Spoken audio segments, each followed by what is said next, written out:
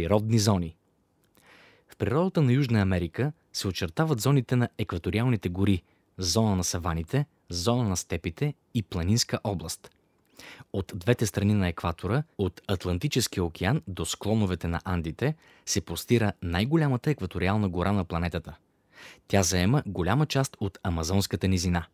Наричате още селва. Гъстите, високи и етажирани гори са родина на какаовото, хининовото и каучуковото дърво. Сред палми, лиани и храсти дебнат пуми и ягуари, крият се маймуни, ленивци и много видове птици. От най-малката, като колибрито, до пъстрите и шумни папагали ара. В реките живеят каймани, хищни пирани, речни крави и дългата змия-одушвач анаконда.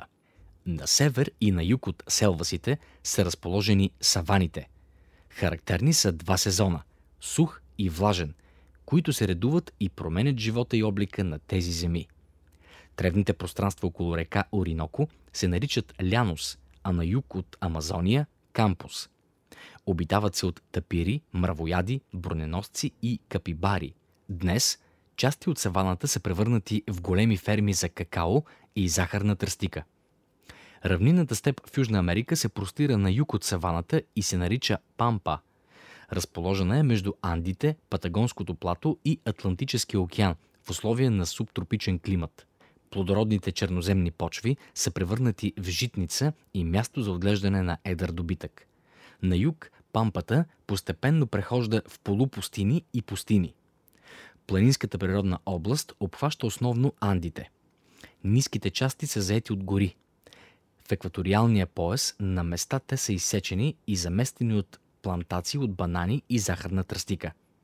В централните части се разкриват обширни плата, покрити с дребни храсти, треви и кактуси.